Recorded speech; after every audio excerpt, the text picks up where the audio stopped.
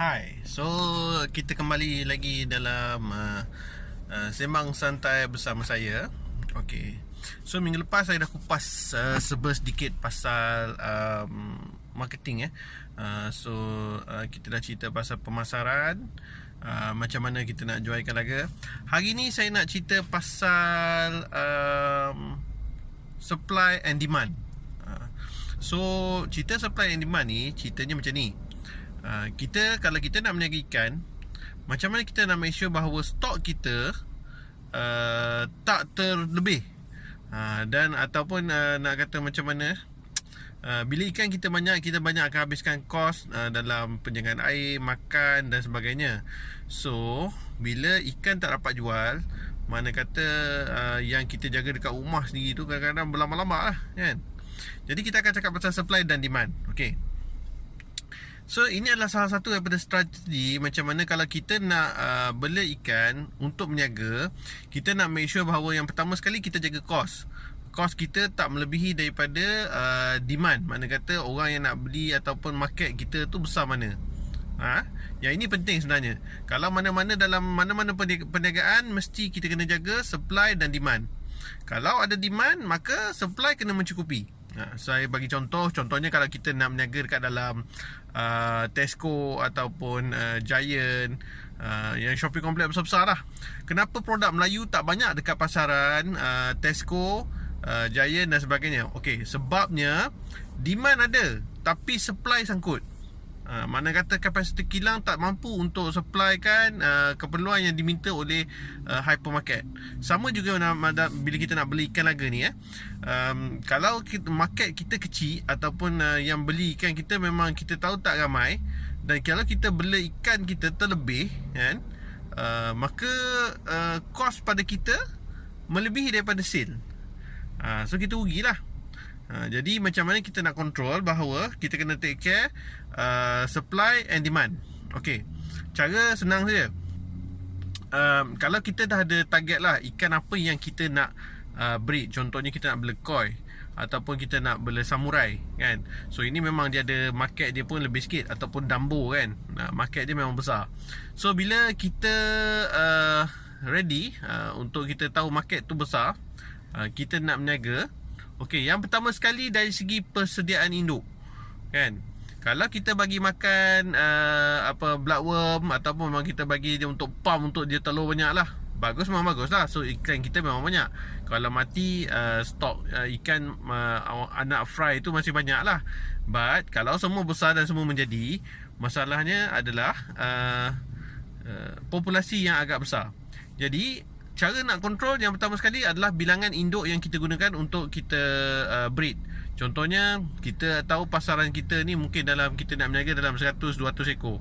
Selalunya dia target je base pada kita yang nak berniaga, bukan base pada demand semata-mata.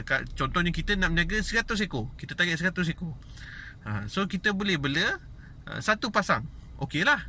But kalau kita kata kita nak berniaga 1000 ekor, mungkin kita boleh bela 3 pasang. Kita readykan 3 pasang untuk breed.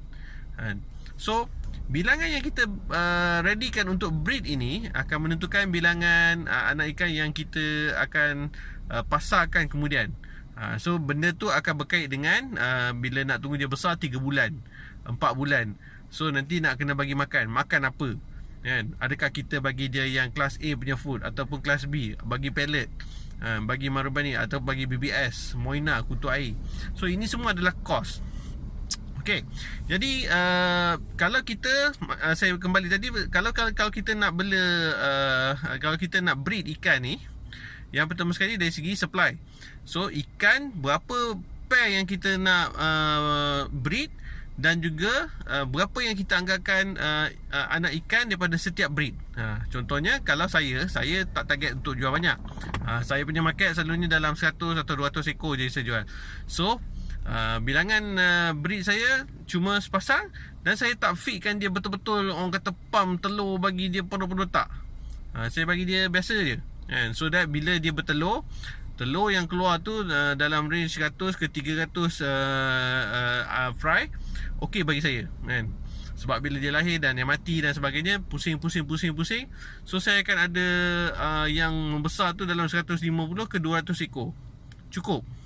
Bagi saya cukup lah kan. Tapi kalau kita punya market besar, macam saya cakap tadi, kalau market kita besar, kita target market kita besar, dan kita kena preparekan induk kita, pump bagi telur banyak, at least dapat satu induk dapat 500 telur.